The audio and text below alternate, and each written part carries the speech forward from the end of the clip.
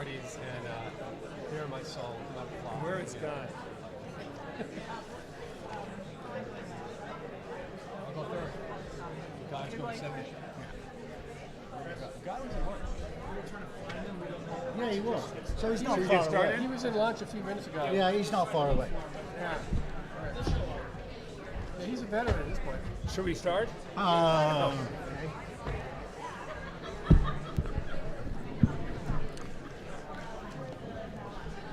Good afternoon. This is panel 4464. GOP Congress is the new norm. It is taking place Thursday, April 9th, 2015 in the UMC Center Ballroom. I am Christopher Brauchley, the moderator. The panelists and the order in which they will appear are to my immediate right, Ulrich Martin, Washington-based columnist for the Financial Times for the last 17 years. Guy Benson is not seated here, but when he comes, he is now and will even then be the senior political editor of Town Hall and Fox News contributor. Going third will be Michael Frank, who enjoys a dual appointment as a research fellow and director of the DC programs at the Hoover Institution at Stanford. And finally, Janet Breslin-Smith will go last. She writes and studies Saudi women's issues. She lived there for 4 years, wrote the first history of the National War College. They will speak in the order in which I introduced them, and we will begin with Ulrich Martin.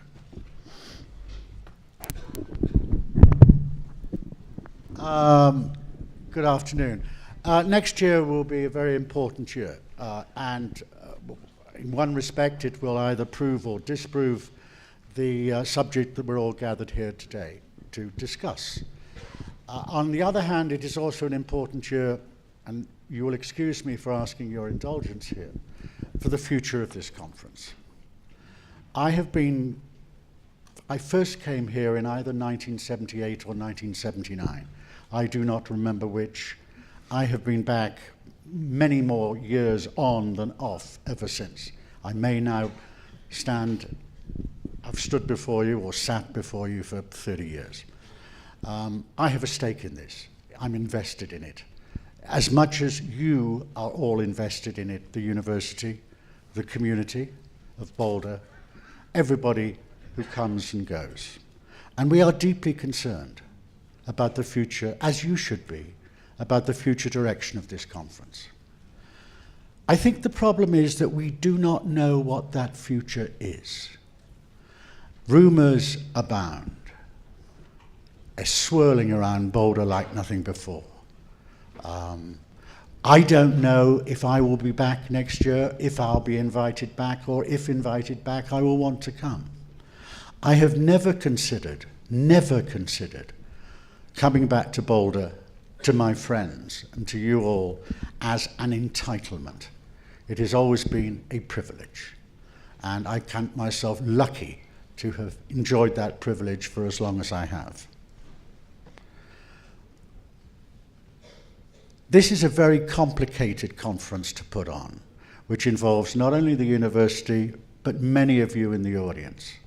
The hours that are spent preparing for it, the time which is given freely and for nothing in organizing it, the houses who are committed to it in ways that I cannot begin to describe. That is under some threat.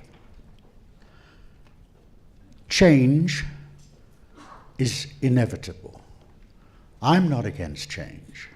Of the issues which have been raised here, they include whether you should be charged for admission. That seems to be happily off the table. I'm glad it will continue to be free and open.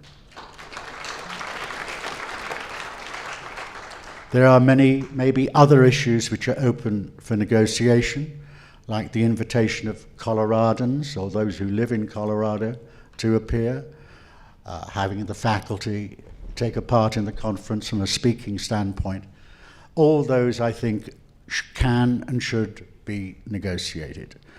I just have the hope that this is turned not into yet another academic conference, because they are a dime a dozen, and remains what this is and has always been, a partnership between town and gown, which is quite unique in America, and as far as I know, just about anywhere else in the whole wide world.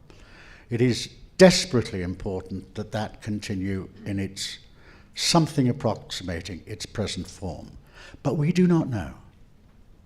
All I would ask of those who are going to be making decisions is that there be less opacity, that the fog of uncertainty which now hangs over us is replaced with a clear sense of direction, a clear statement of what this conference will be in the future, and that that fog will be lifted.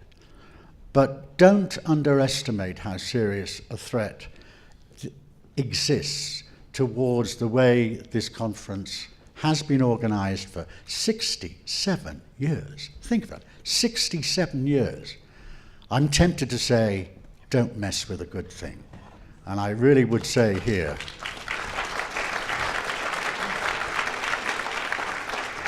and moreover, and let me just conclude with this, I might be described as of the liberal persuasion. And maybe I am automatically at home in the People's Republic of Boulder. But my concerns, I know from talking this week, are shared equally by those whose politics are alien to me. This is a common concern of all of us, and I hope that our concerns and your concerns are addressed as soon as possible. Thank you very much.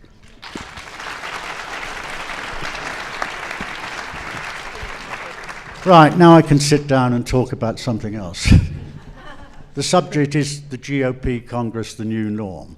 Just as, you know, a Democratic Congress was not the new norm, but the ancient norm, stretching in the House from, 1952 to 1994, and in the Senate for almost as long, with occasional interruptions. And the answer is quite possibly it is, and quite possibly it isn't. Next year will demonstrate that fact or not. There is no doubt that the House of Representatives is going to remain in Republican control for a very, very long time. A very long time, you know. As the Japanese said, an inch ahead is in politics is darkness, and that is true. But the darkness that sits over the House of Representatives is, in a nutshell, that it has been gerrymandered in such ways, and would have been gerrymandered in other ways by the Democratic Party if it had been in control.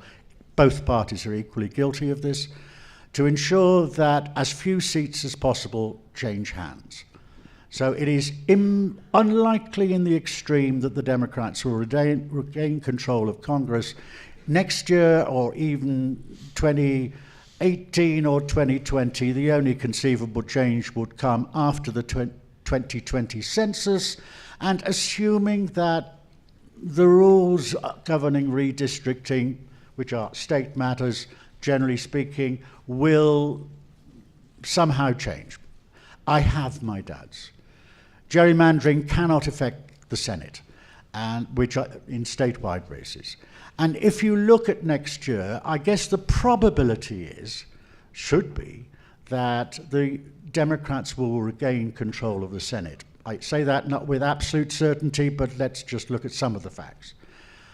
The senators up for re-election, or the Senate seats, I should say, up for re-election next year are 34. 24 are held currently by Republicans, 10 by Democrats, which is pretty much the reverse of the last election cycle, when far more seats were being defended by Democrats than they were by Republicans. So that logic, and moreover, this will be a general election year. Those elected in 2010 were in midterms, where the electoral turnout is far lower than it will be in a general election.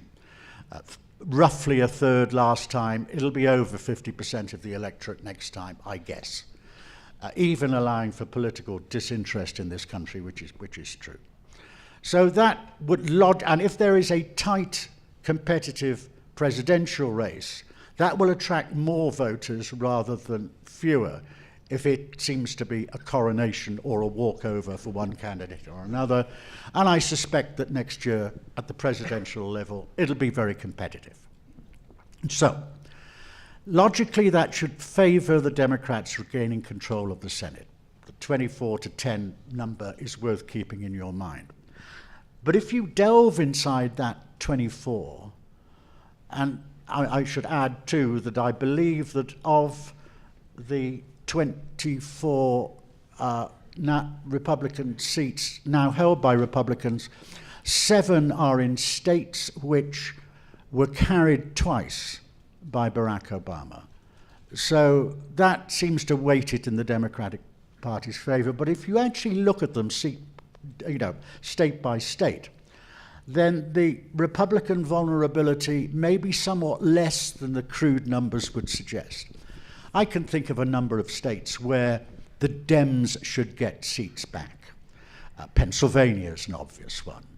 Illinois is a probable one. Wisconsin is a likely one. It's also possible, incidentally, that the Democrats could lose a seat or two. Harry Reid's in Nevada. He's not running again. Between you, me, and the gatepost, I might have cast, for the first time in my life, a Republican vote in Nevada if Harry Reid were on the ballot again. But nonetheless, so it may well be that essentially the Democrats need a net gain of 4, assuming there is a Democratic president elected in 2016, and with the vice president casting the deciding vote, 5 if it's the other way around, or is it 6 if it turns to be Republican? 5, my lord, as Elizabeth I's great fixer said after he'd locked up 5 bishops in the basement of Parliament while they were voting on breaking with Rome. 5 Catholic bishops. 5, my lord. I'm sorry, I digress.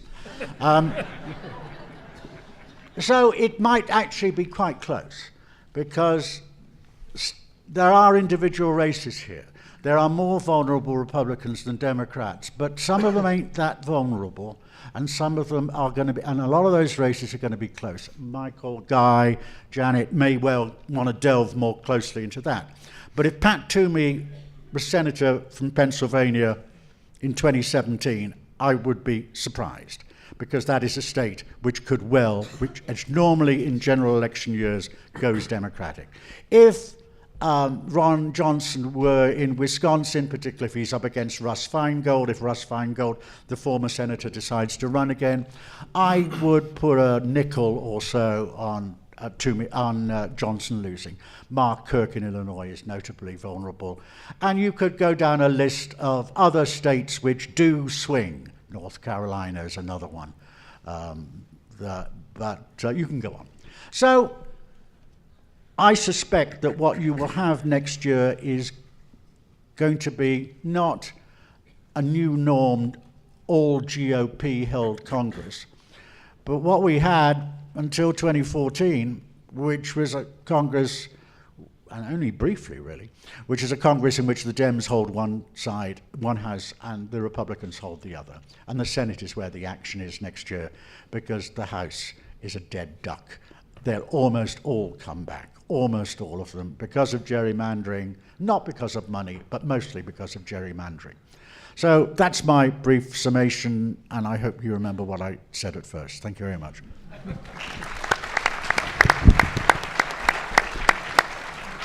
Guy.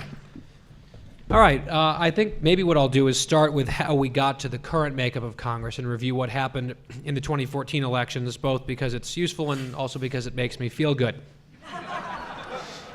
So the Republicans had actually a historically difficult heavy lift to take back the Senate in 2014. They had to gain a net of 6 seats to regain control of the upper chamber, which is hard in any election year. In a chamber of 100 people where only a third of them are up for re-election, to gain 6 isn't easy. And one of the statistics that we heard quite often was the NRSC is sort of the Republican election arm that is devoted to winning Republican seats in the U.S. Senate. They had been sort of historically bad at winning even low-hanging fruit elections over recent cycles. They had only beaten 2 Democratic sitting incumbents as a maximum in any cycle since 1980. We heard that over and over again, a max of 2, and there were times where they had a real ripe opportunity to do better and didn't. So could they get to that 6? And the answer, as it turned out, of course, was yes. They got to 9. How did they do it? The 3 most competitive Republican seats that were held by the Republicans at the time were in Kentucky with Mitch McConnell, Georgia, which was an open seat, and Kansas, where you had sort of an incumbent who, Pat Roberts, was a bit sleepy and wasn't all that interested, it seemed like, into the very end of his election where he thought he might lose. And there was a lot of money poured into those states by the Democrats, hoping to pick at least one of them off. They were sort of galvanized behind an independent in Kansas. All of the races ended up being not particularly close. The Republicans held those 3. So there's step 1. Then they needed to get to +6. The easiest path to getting to +6 was winning open seats, seats where a Democratic incumbent was retiring and leaving. Those are typically more competitive. And there were open seats battles in West Virginia, South Dakota, Montana, and Iowa. Republicans had a massive polling lead in West Virginia, South Dakota, and Montana throughout. They won those 3 easily, so they're at +3. They need 3 more. Iowa is a state that the president carried twice, where Tom Harkin was retiring. There was a member of Congress on the Democratic side, Bruce Braley, who was up for the Dems. He was not a good candidate. He put his foot in his mouth over and over again, and he was beaten soundly by a woman named Joni Ernst. So that's 4.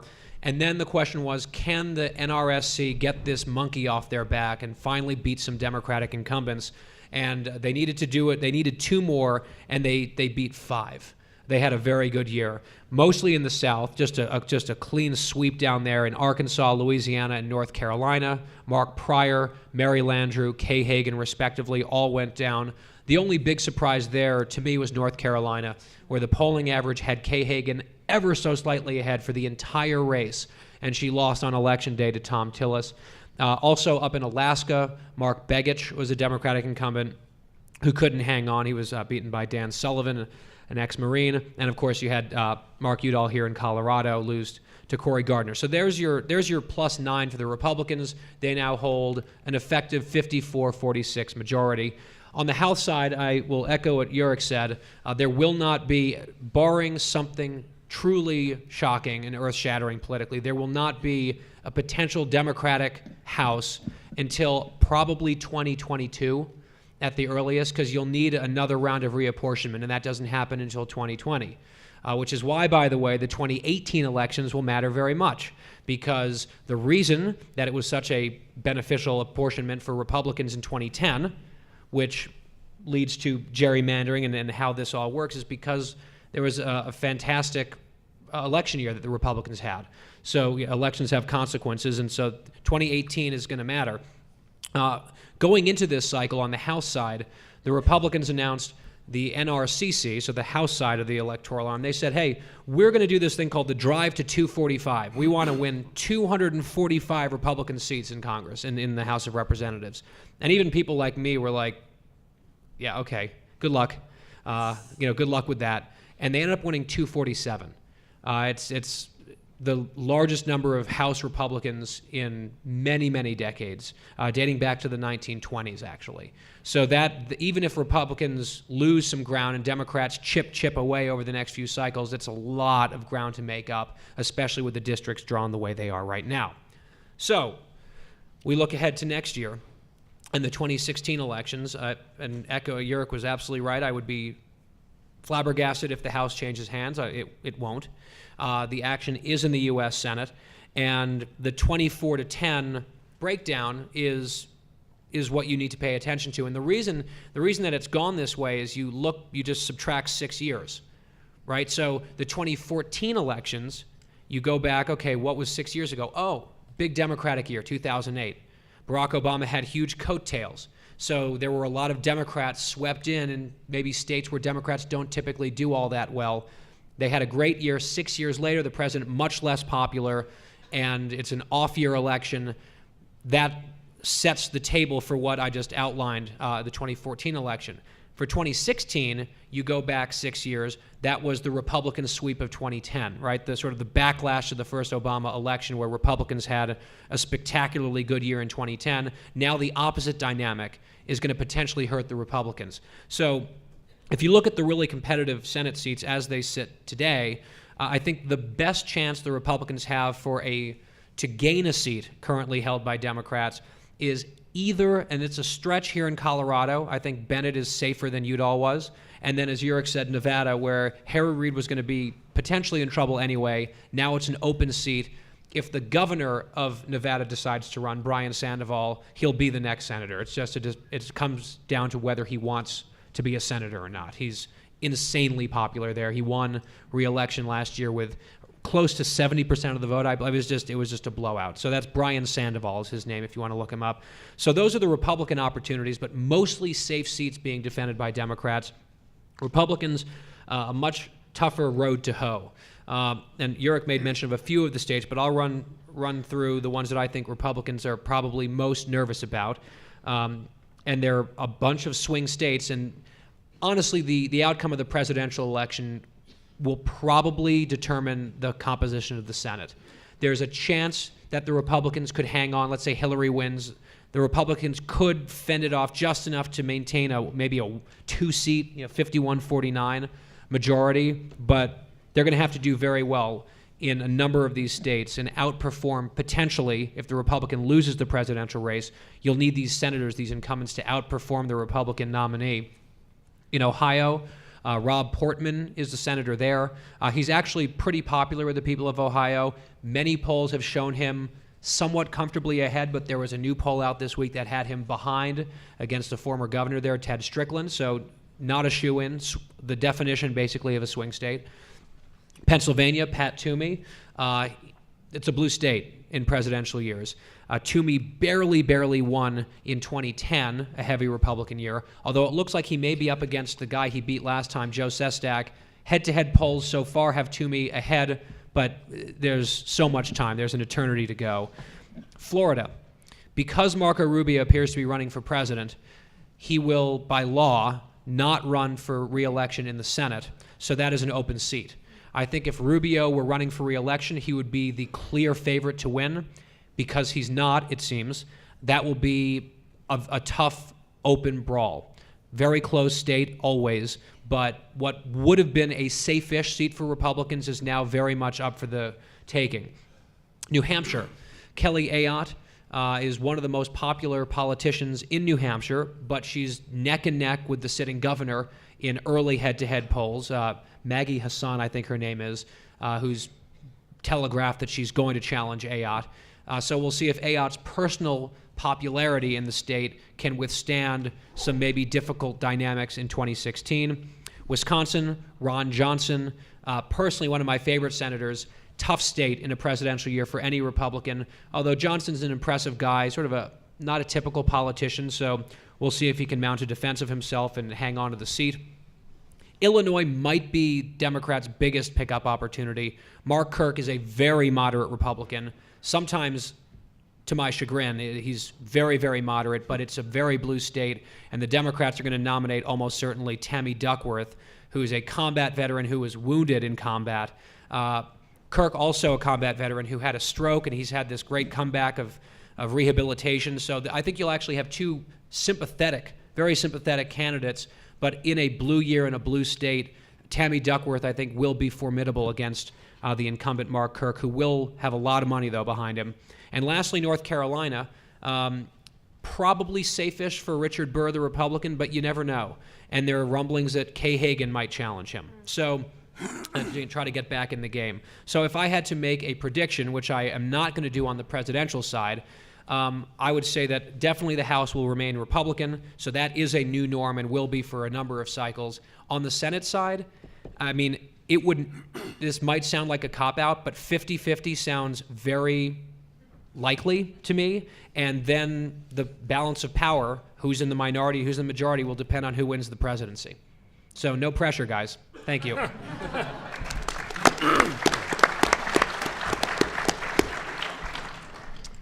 Good afternoon. I think I'll focus on some things that are swirling kind of under the surface of all this and put those on the table, what I see as some of the different dynamics and trends that are out there. It might add another dimension to everything we're talking about. First point is, with one exception since World War II, the president's party has always lost ground relative to the party out of power in the White House during the term of that president. So, during the years of Eisenhower, the Democrats, when you look at party ID, Democrats gained ground. When you looked at Bush, both Bushes, the Democrats gained ground. When you looked at Clinton, Republicans gained ground. The one exception to that rule was Reagan, actually, where during his 8 years, the Republicans closed an enormous gap with the Democrats by quite a few points. And that's all from, you can see that nicely on the Pew website, and they draw the early data from Gallup surveys, and then they've continued it. It's another way of saying that the more likely it is that the Democrats have a lock on the White House, that increases the likelihood of the Republicans having a lock on at least one, if not both, houses of Congress. So because usually presidents use up political capital during their time in office in order to move an agenda, and they tend to become a little less popular, or the party tends to become a little less popular, and that tends to, that explains things like the 6-year jinx that a lot of presidents have when their party loses a lot of seats in the 6th year of their 8 years in office. Another thing worth mentioning is what a lot of people have referred to as the Big Sort, S-O-R-T. And there's a book by that name that I think is very enlightening. And what it really gets at is this tendency that we've seen going back about 35, 40 years for Americans to basically sort themselves into more like-minded communities.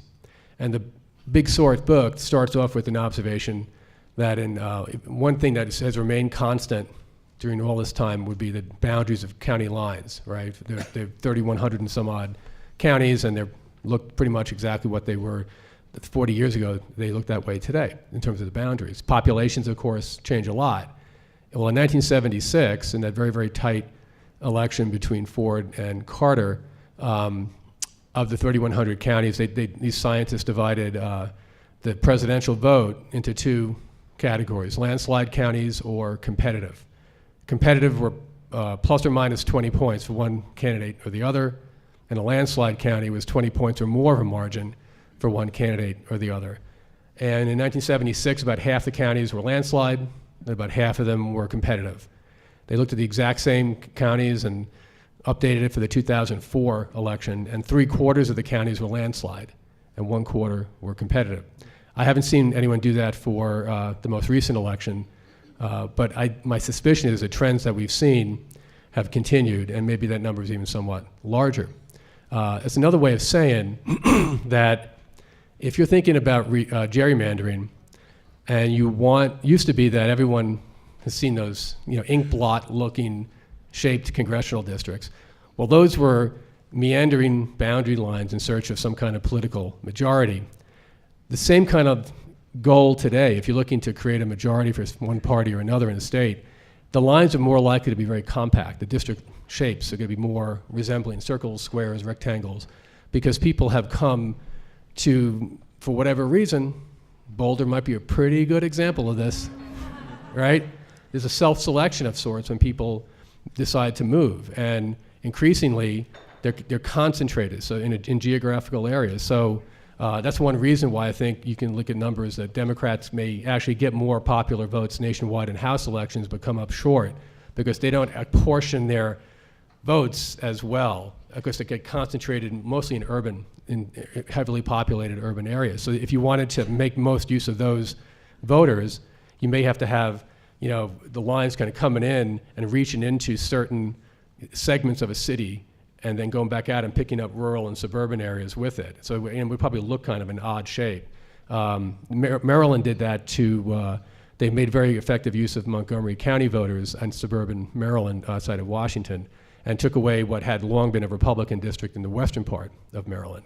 So the gerrymandering point that Urick makes is 100% correct. It's just that the endeavor would yield different looking shapes than they used to, in part because of this broader trend. The other thing I'll mention as well is what I would call like a Democratic sweet spot and Republican sweet spot in sort of demographic terms. And a couple of points on that. If you've noticed perhaps that Democratic-minded voters care a whole lot more and talk a whole lot more about economic equality and inequality than do, say, Republican-minded voters. Well, there was an interesting study done, came out in last year. A lot of Bloomberg reported on it. Atlantic Magazine has a piece on it. And it looked at congressional districts, looking at the level of economic equality and inequality by congressional district, using an economic concept known as a Gini coefficient. And it's measuring two different variables, and to the extent that they both coexist, you get a higher score. And what it's basically saying is the more wealthy and poor people you have in a district, and maybe not very many people in the middle, you could get a higher score. So they did this by district, and lo and behold, of the top 50 unequal congressional districts, 42 have Democratic members representing them. The number one most unequal area in the country is the west side of Manhattan. Then you have parts of Atlanta, Philadelphia, east side of Manhattan, San Francisco, districts like that, in Chicago, where you tend to have, say, very nice, expensive condominiums a few blocks away from a housing project, okay? And that tends to be a Democratic demographic sweet spot. If you have a lot of very well-educated and very affluent voters and a whole lot of voters who below, poverty level incomes, maybe high school dropouts, and they form the core of your constituency, you're going to elect Pelosi, Barney Frank, Danny Davis, John Lewis, Jerry Nadler, people like that. At the other end of the spectrum, where you had the most equality, does anybody want to guess which district had the most economic equality, the nirvana of the Center for American Progress and other liberal organizations? What do they want all of America to look like? Michelle Bachmann's district. Okay, that was the most equal district in the country. Housing values were probably within a very narrow range. Incomes were within a relatively narrow range. Not a lot of rich, not a lot of poor. They probably vacationed at different lakes, but they vacationed at lakes perhaps, right? So the lifestyles were relatively within a more narrow band. And that tended to be, when you looked at the other end of that spectrum, it wasn't as heavily weighted to Republicans as the top one was to Democrats, but it was something like 60-40 at the bottom, not 85 to 15. So that's just what's a Republican sweet spot? Republican sweet spot tends to be a lot of people in the economic middle and in the education middle. So it's high school graduates, some college and college degrees, a lot of those kind of people, and a lot of people in the middle income ranges with not a lot in the other places. Some Republican districts are heavily weighted to the middle and the upper. Okay, some parts of Dallas, districts like Dallas, Houston, a few places like that, and parts of, say, Connecticut and all that. But for the most part, it's this broad middle class, okay? And that's, you show me, and also the other thing is a lot of veterans. You show me a lot of veterans in a congressional district, and more likely than not, you're gonna get a Republican out of that district. The last thing I'll mention, which relates to the politics of climate change, which I mentioned earlier panel, is when I also looked at every congressional district that met two criteria: a lot of manufacturing jobs and a lot of electricity generated by coal. Those kinds of districts are overwhelmingly Republican districts in the upper and industrial Midwest. Okay, it was something like 103 districts fit the criteria I was using. 82 or 83 were Republican before the last election, and something like 85, 86 are Republican now. That's a really big correlation. And it also explains the divisiveness in a way.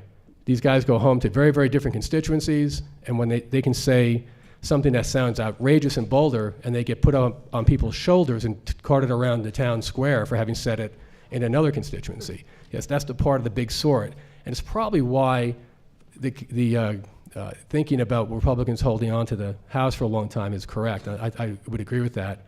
And the Senate, I think Guy did a real nice analysis of it, as did Urick, and I have no clue as to how that's going to pan out. But when you get some of these very, very red political states, they're kind of sorting themselves too. The Dakotas used to be mostly Democratic senators, and now they're, I think, all Republican senators. And if they lock them down, they're going to have 4 seats pretty much locked in for a long time. The same is true of Montana, Idaho, Alaska, seats like that get locked in. So the odds are if the Republicans lose control of the Senate, they're not going to go much below 47, 48. The Senate's going to be a battleground for a very, very long time to come. And the last thing I'll just mention before I turn it over to Jan is think of a political pyramid, which I always find interesting. At the very top of the pyramid, the presidency. Next, you have the Senate, then the House, then at the state level, governors, and then state legislative chambers. The lower down you go on the pyramid, the more red politically it is. So you have 0 for 1 at the top, right? Then among the Senate, you have 54% Republican in the Senate, 57% Republicans in the House, 62% Republicans in state houses, governors, and 69% of the state legislative chambers are Republican controlled, some by very, very large margins. So this is your farm team, many of whom will be drawing the district lines for Congress in the future, and there's never been as many House members, going back to the 20s, but that's even more true of people who represent you in state legislative chambers. It's more Republican than ever. So these, unless they have some kind of a huge washout at the state level, these are the men and women who'll be drawing the lines the next time. So I'll stop there.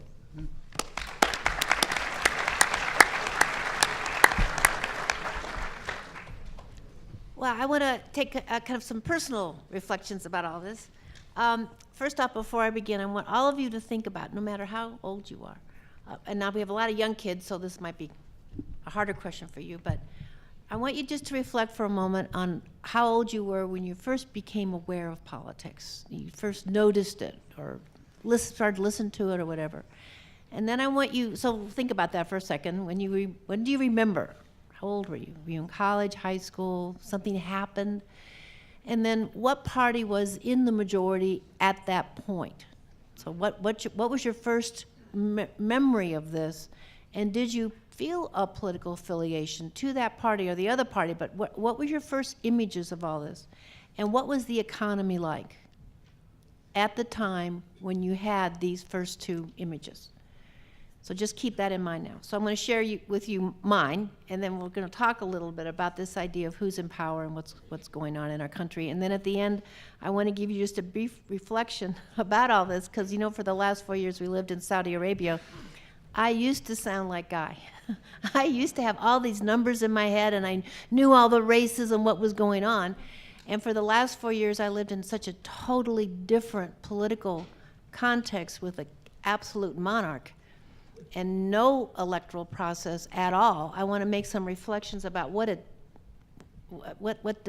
we doing in this process. So a little bit about me. I grew up Republican.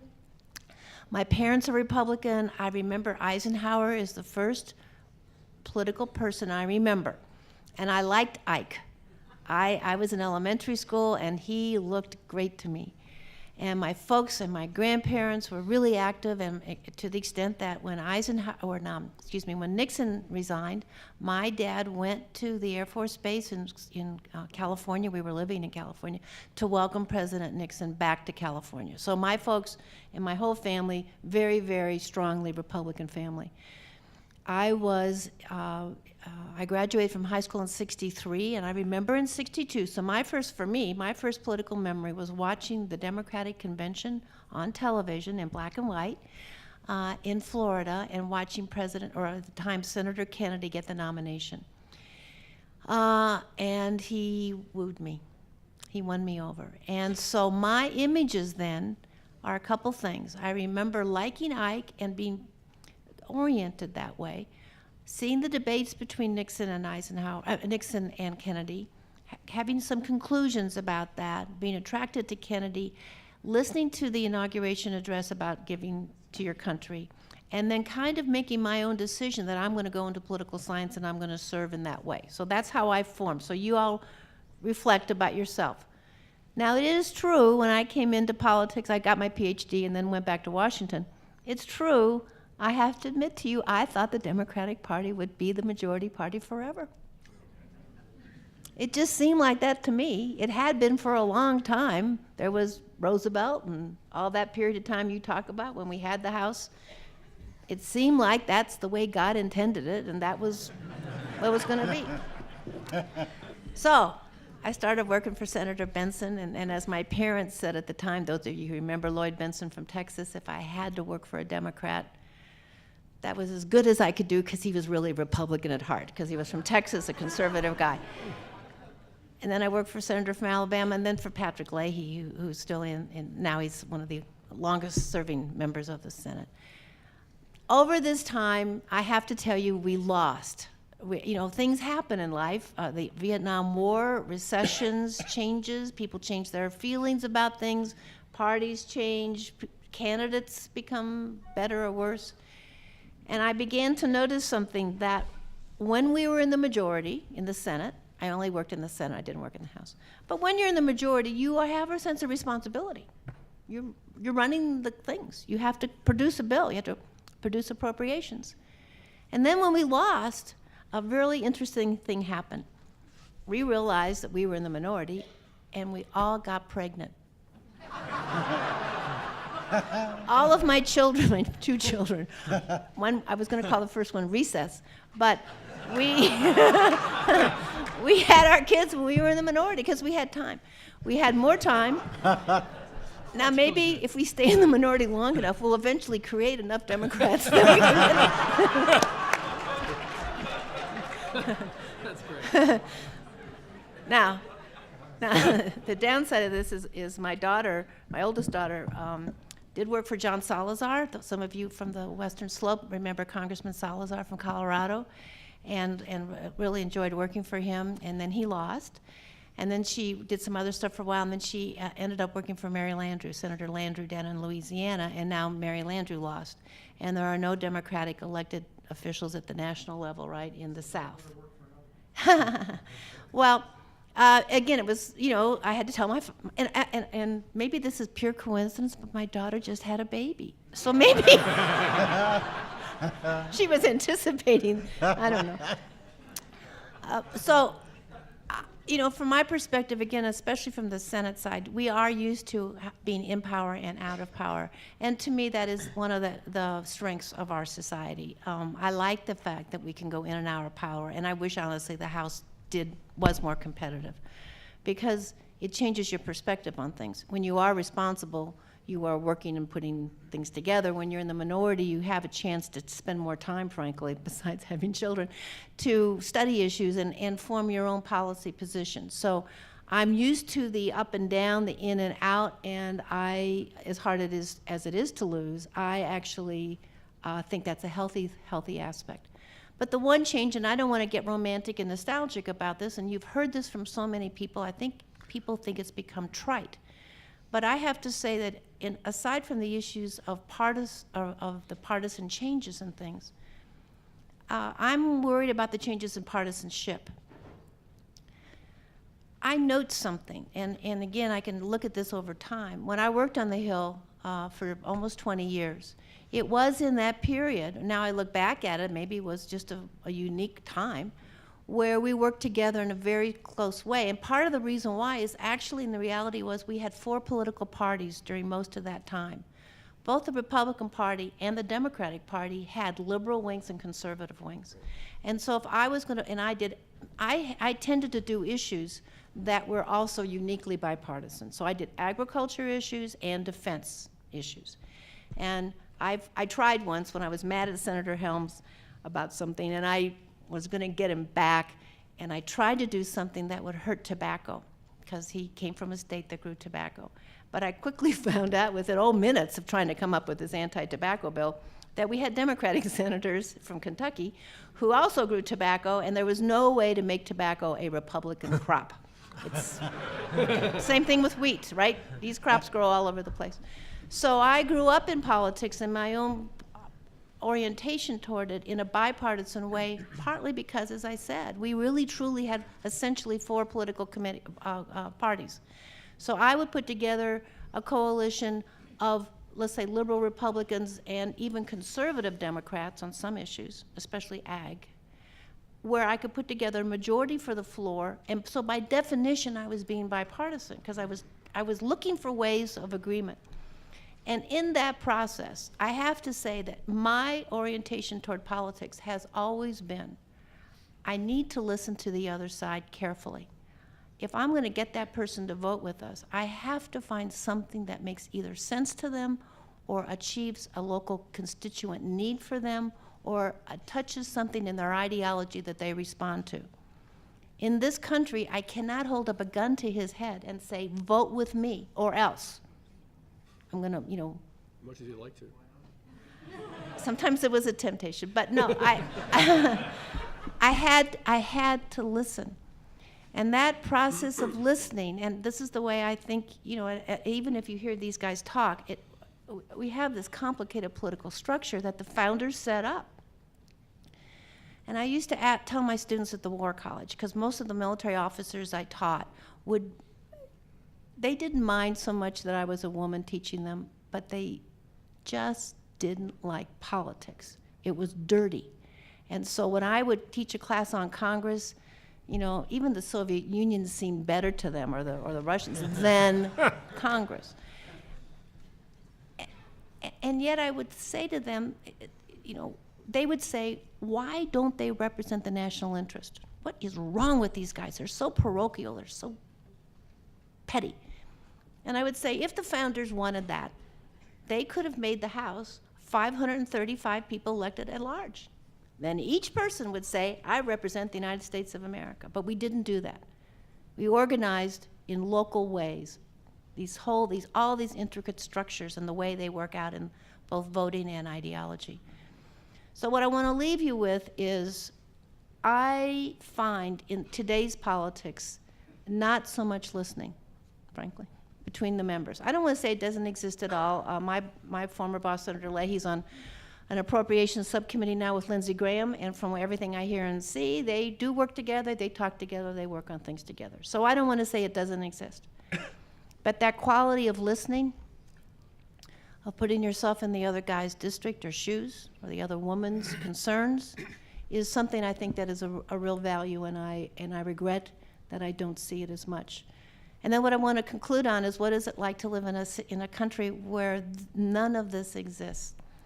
Saudi Arabia has a really an absolute monarchy. The king makes a decision and that happens. Now, if he makes a decision in something I think is nice, that is wonderful. He has no Congress to have to agree and whatever. He did the scholarship program for the kids. All the kids are using the scholarship program. Wonderful idea, great. But he did make it, the former king, who just passed on recently, did make a decision a year and a half ago to name, now again, he had this ability to name, he named 30 women to his advisory council. And I had a wonderful dinner one night. I invited the ones that were near Riyadh over to our residence. And it was just a privilege to meet these women. They were outstanding leaders in their communities. He did not select shy and retiring ladies. He selected women of great stature across the kingdom. And we had this lovely discussion about the idea of representation. And honestly, what it came back to was the idea of listening. And I made a comment to them that may sound sexist to the men in this audience, but I told them that I thought they had, in this first effort to do this, to expand his advisory group just from men that had been the traditional group of Saudi leaders, to having women, in that, when you're a young mother and you hear your baby cry, you listen for that cry. And when you're an older person and you hear your let's say your father in pain, you listen to that pain. And when you hear your children be concerned about school, you listen to that. Not that men don't have that ability as well, but I think that in the Saudi experience now, in charting new ways of having the idea of justice and representation as they search for their own system that makes sense to them, I think it's interesting that the king did pick 30 women of stature, and that they are already having a role without the complexity of our system. Again, in their tradition, the best way to give advice to the ruler is to whisper in his ear. That's the tradition. You don't have a voting block. So I'm going to leave you with that. I hope that you all participate. All of you Democrats, I hope you run for state office so that we can have some more Democratic state legislatures. But thanks so much.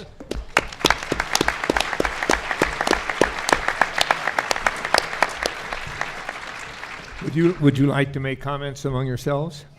I got a couple here, actually.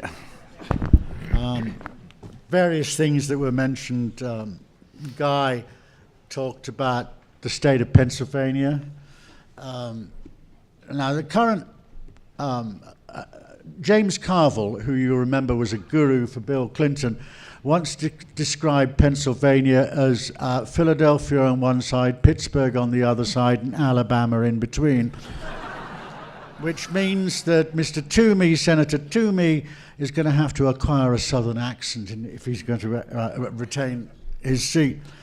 And when Michael talked about Congresswoman Bachmann's district being the least unequal in the nation, it merely confirmed my impression long held that she is an alien.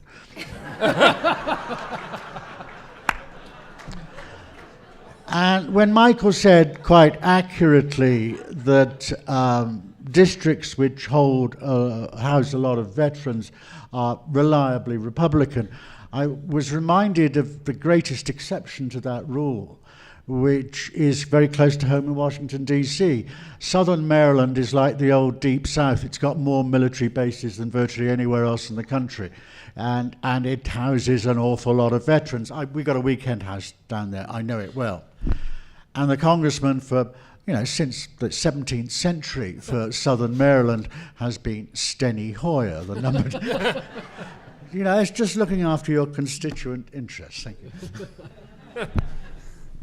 I thought I would answer your questions because I was thinking about them. 1996 was the first political moment I can remember. It was the election. 1996. Yep. It was the... What do you want from me? Guy, you weren't even born then. It was the presidential election, and our middle school assigned us to pick a side and work for a campaign.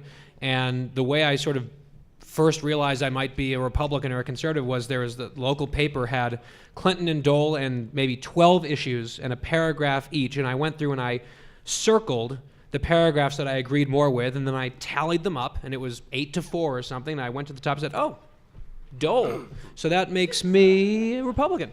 It's sort of just, and so that was at age 11 or something. So who was in power? Obviously, it was split. President Clinton was in power.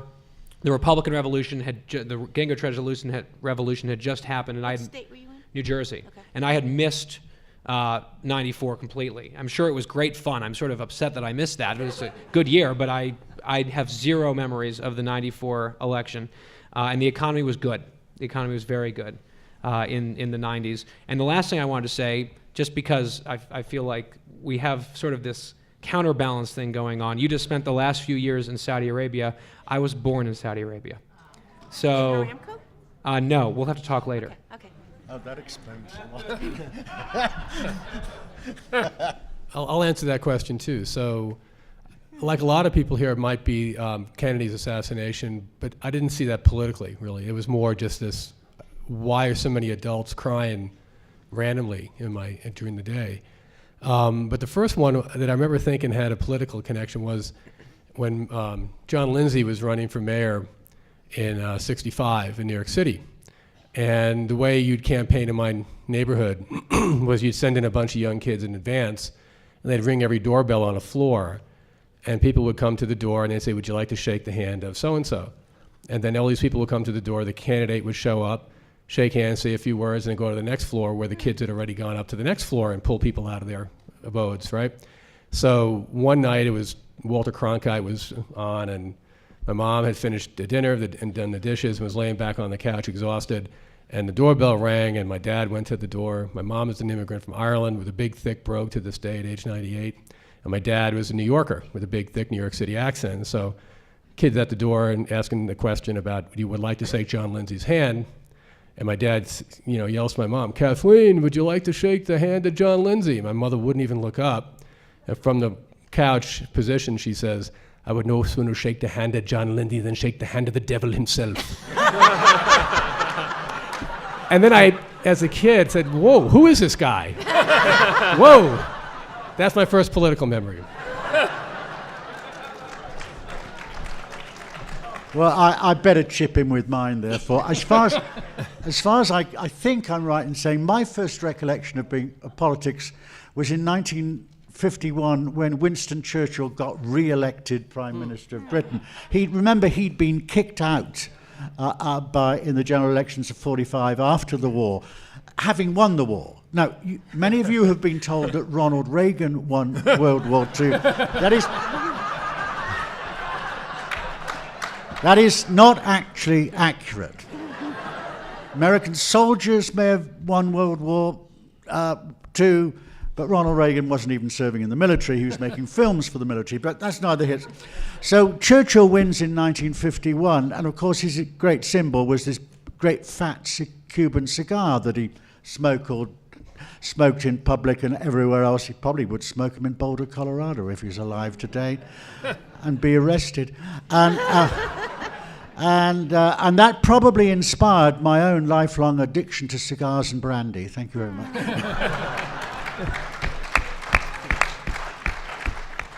Well, I think we're ready to open it to questions. As always, students go first. If there's a student who wishes to ask a question, go to the microphone. The microphones are in there and there. Yes.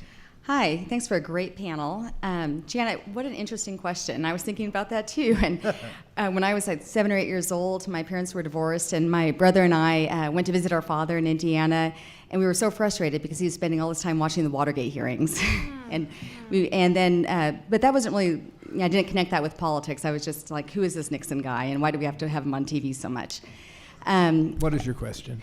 So I'll ask a question, but I do remember Jimmy Carter too. That's why I really formed my, and it was the Iran hostages, my mother waiting in odd even gas lines, and 17% interest rates that my mom had on her mortgage. Right. My question is, with more red states than blue states, wouldn't the Senate naturally tend over time to be Republican if people in red states voted for Republicans and blue states voted for Democrats? And what do you think about that going forward?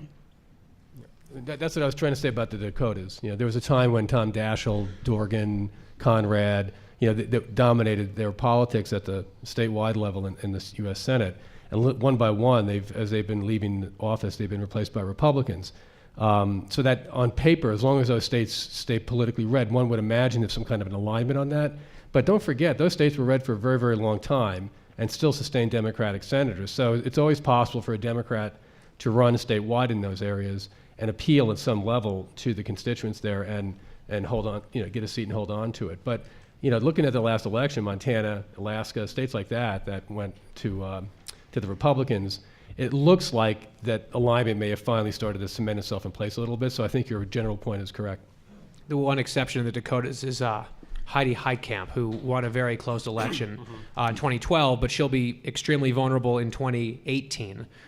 So that's another panel for another year. And to buttress, though, Mike's point, there are states that are just rock-rib Republican red states in presidential years, like West Virginia, that was represented forever by Robert Byrd and Jay Rockefeller, forever. And Republicans, we would just tear our hair out that, we'd win the state by 20 points at the presidential level, and they keep reelecting these liberal Democrats. What's happening? And there was some just sort of generational thing that went on there. Now, Joe Manchin he's a very moderate Democrat, probably the most moderate Democrat in the Senate. He's managed to hang on to one of those seats, but for the first time in decades, a Republican now represents West Virginia in the U.S. Senate.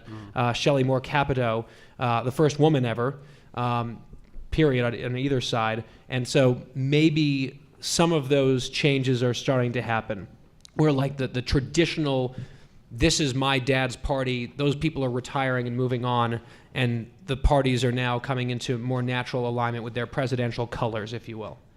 Although one thing I think that, I haven't seen the numbers on this, but as the country changes and if voting turnout and registration expand, the largest groups in the population are a more diversified group. And so even in states where there's a lot of inflow now of new jobs, so people are moving to the High Plains.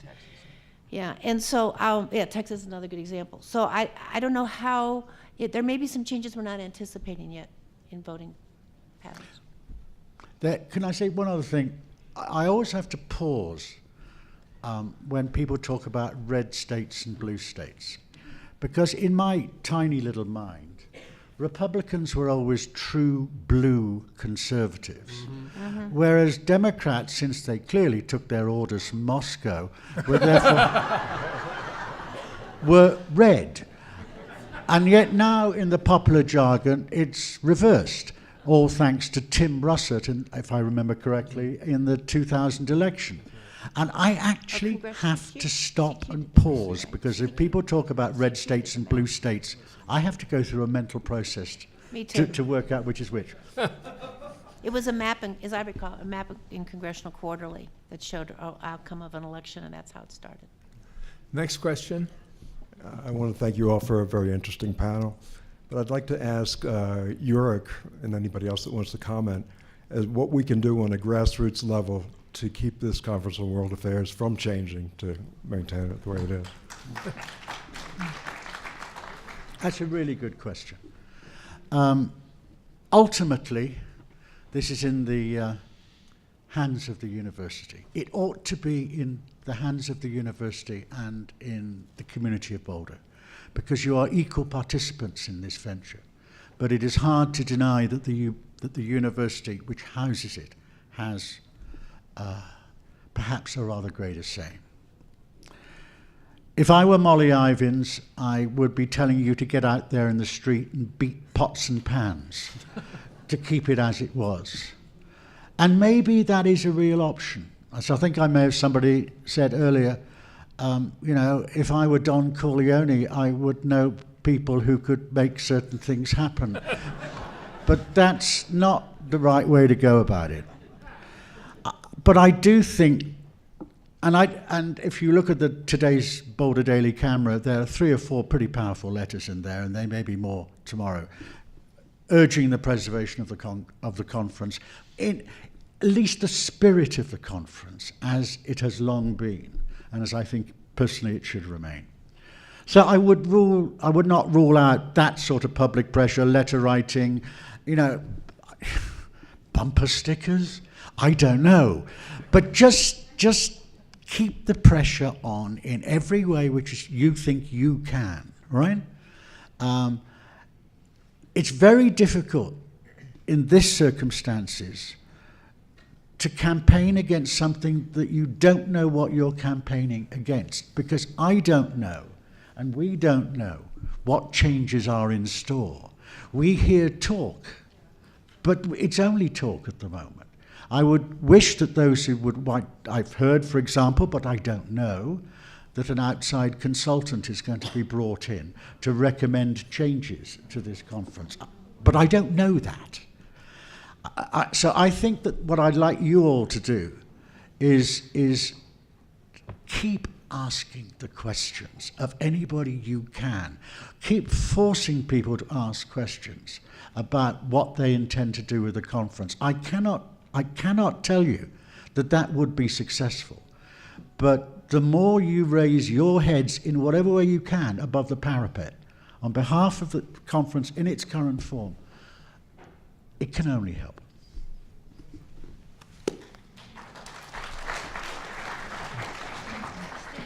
So in previous panels, we've talked about changes that might be occurring in the GOP to start gathering their younger voters. Do you think that this change could or would have an effect on the GOP Congress as a whole? Sure. I mean, I think one general big picture trend that might work for a Republican-type view of the world is things like the sharing economy, where younger people, more than anyone, are used to being able to have a wide array of choices and a wide array of things in their lives, and to be able to satisfy those choices very, very easily and quickly with a minimal amount of what might be called bureaucracy. And that tends to be, when you translate that desire into public policy settings, it tends to lead to things like deregulated markets and maybe choice for things like schools, right? Individual ownership of your health plans, and various things like that cut across a whole range of policy areas. And if the Republicans can figure out how best to explain the convergence of that instinct that a lot of young people have with these public policy ideas, then people might start thinking, well, wait a minute, maybe we don't need as many hidebound, old-fashioned, dinosaur-like programs, and we can get more modern about this stuff, just the same way I can get taxi very easily, or a hotel, or whatever it is, with a minimal amount of stress. So I think that's one thing that might work for them. There's a policy side of this, which is probably beyond the purview of this panel, but there is a political side of it too, where the Republicans, and I've seen this, it is a concerted effort to attract younger candidates to run for office. There is an entire organization devoted, because we were talking about that pyramid and the bottom rungs of it, where the farm teams are developed. The Democrats at the moment are doing pretty well up top in this pyramid. The Republicans are doing a lot of unseen, very important work at the bottom of the pyramid. And it involves candidate recruitment. Young people, people of color, who can bring Republican philosophy to life in a new avenue, a new person, a new look, and maybe even a slight change in attitude, a different disposition, and maybe a couple policy changes as well. But I think what the Republicans have done, and just one example I would give, is the youngest woman ever elected to Congress was just elected in 2014. She's 30. Her name is Elise Stefanik, and she's a conservative Republican from upstate New York. It was a seat that the Democrats held until this year for the last few cycles, and she won by 20 points. And she's from the district. She worked really hard. She was sharp, went to Harvard, but it was really hard for her 60-something-year-old male Democratic opponent to play the women card on her. She's like, excuse me. And so that cut off some of the avenues of attack. So I think that is a political maneuver. It's not necessarily shifting policy, although there's some policy changes afoot, but I think it's a very smart one, and that's why Republicans are developing a bench that I think is an encouraging thing for the party moving forward. Next question over on my right. Hi. Forgive me if this question's a little beneath you. I'm just curious. We learned that the Congress is more divided. Can you than, speak into sorry, the mic? Congress is just divided as it has been since the Civil War. And I was curious because during the Civil War, the North was actually Republican and the South was Democrat. What made it switch, and what's the significance of the switch? Oh, I think this is a good civics question, actually. It really is. Many people would say that the pivotal event of that was the 1965 Voting Rights Act. And conceivably, if you like, before that, the Republican Goldwater campaign of 1964. One tends to forget that Barry Goldwater carried 4-5 southern states in that election, even though he was creamed in the popular vote and went down to a landslide defeat to Lyndon Johnson. That really caused a political realignment, as LBJ foresaw when he signed the Voting Rights Act, of turning the South into natural Republican territory. But the southern states were at that time totally dominated by conservative Democrats. Janet spoke quite accurately about there used to be 4 parties: conservative and liberal Dems, conservative and moderate Republicans. And the conservative Dems were almost all in the South, dominated in the South. They just simply switched parties. That's gone. The Democrat and as Johnson said, passing the Voting Rights Act would cost the Democratic Party the South for a generation or more. And he's turned out to be prophetic. So that was the big change. There are other changes which you could point even before that.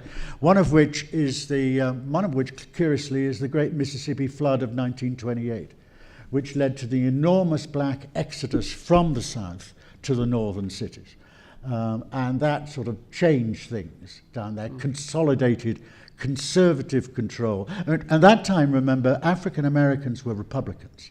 But it was the Mississippi flood and the management of the relief, which was very, very badly handled for African Americans in the South by Herbert Hoover, who was then to become president, which essentially started transferring the allegiance of African Americans from the Republican Party, the party of Lincoln, to the Democratic Party. So there are lots of reasons for it, but the 65 Voting Rights Act is a critical And one. I'll add one more to build off what Eric just said. The Voting Rights Act also prompted litigation. And maybe you guys don't realize this, but it was well into, I believe, the 1990s, where if you looked at every Voting Rights Act case, the NAACP and the Republican National Committee were on the same side, every single time. So what the law created was litigation dynamic that led to the gerrymandering, where you had to have majority-minority congressional seats. And what that meant is that if you put all the African-American voters into relatively few congressional districts to pretty much guarantee an African-American member of Congress in those districts, the remaining districts were disproportionately white, and over time, that meant over and over again that these were going to lean toward a Republican-type candidate, and that's what's happened. That pattern. Yeah. Just A question. one very quick thing. I would recommend Dan McLaughlin and Sean Trendy have both written at great length about that exact question. And it's, as Uric suggested, very complicated. And a lot of people say, like, obviously, race, done. And there's a lot more to it than that. So I would commend Sean Trendy and Dan McLaughlin's work. Thank you. Question on the left. So, since the end of the Hello, Nathan. Hi, Eric. So, since You got a haircut. I did. All right. Since the end of the Johnson administration, we've had 36 years of divided government, 8 years of Democratic control, and 4 years and 4 months in 2001 of Republican control of the of Congress and the presidency.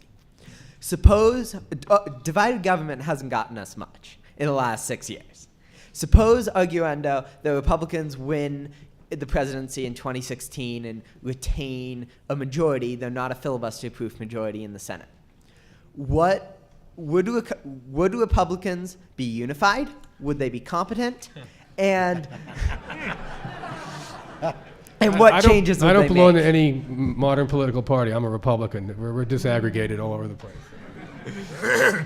Asking for Republican unity is a tall order. Ask John Boehner. Seriously.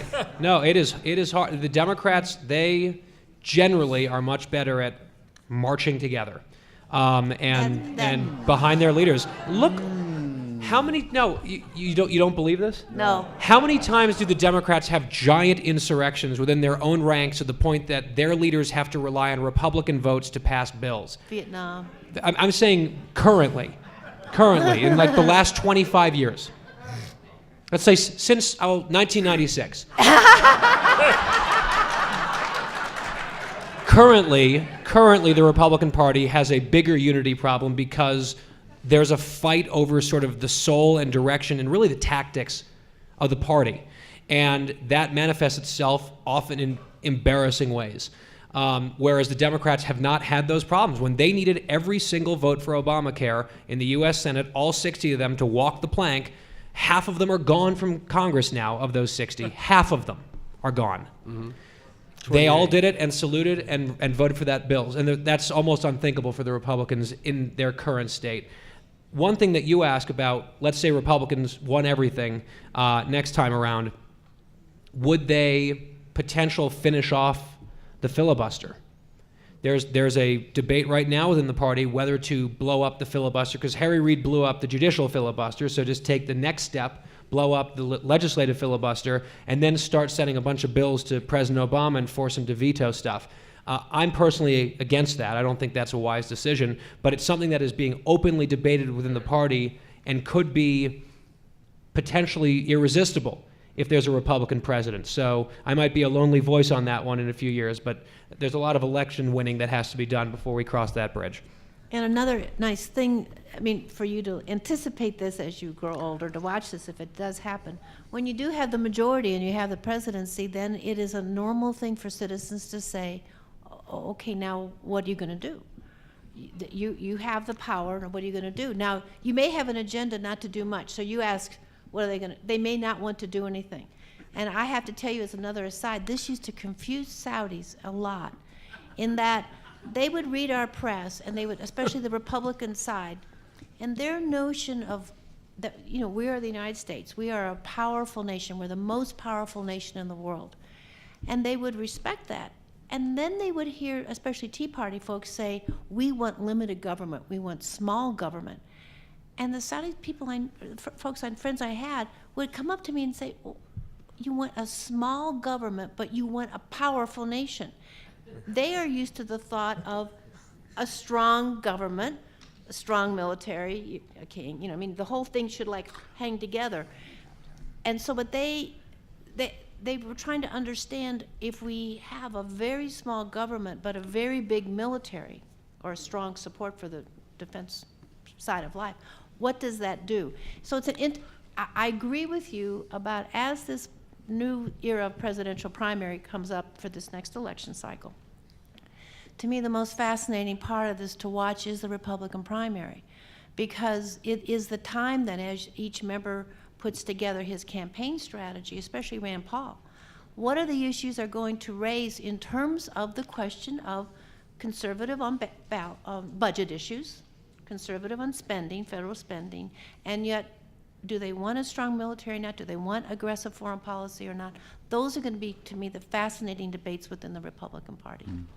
And can I add one other thing, actually, which takes it from what Janet was saying, but also relates back to your question. You used the word competence.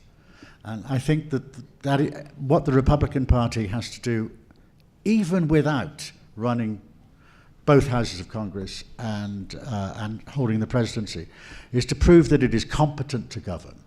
And there is an acid test of this coming up this fall, which is going to be the vote to increase the debt ceiling. John Boehner, the Speaker, knows he's got a hell of a problem on his hands. He likes to follow the Hastert rule, if he could, that he would only bring to the floor a measure in which he knows he's got the support of the majority of his own Republican caucus. I presume there is not, given the dogmatic nature of Republican activists on that issue, a vote in the Republican Party to increase the debt ceiling, and therefore without which increase the United States goes into default, and that will affect all of you. It may be that Boehner can cobble together a majority of the minority of the Republican caucus and enough Democrats to get it through, but it would not leave you with much confidence rather, that the Republican Party was competent to govern itself on an issue of national significance. And there's another issue I suppose I would go from, which goes back to the letter from the 47 Republican senators to the Ayatollah in Iran over the potential nuclear agreement. I read a gorgeous satirical reply somewhere, I can't remember where, from the Ayatollahs to Senator Cotton, which drew so many comparisons between how the Ayatollahs ran their country and how the Republicans would like to run their country, which, including having such a young 2-week-old senator as Senator Cotton, writing letters to heads of foreign governments. Gosh, that was just like our young Turks, the people who seized the American embassy in Tehran in 1979. We have full confidence in our young people to do the right thing. Da-di-da-di. And it went on. It was funny. I apologize to those at the microphone, but we have run out of time, and the Congress session has to be adjourned. Thank you all. Good.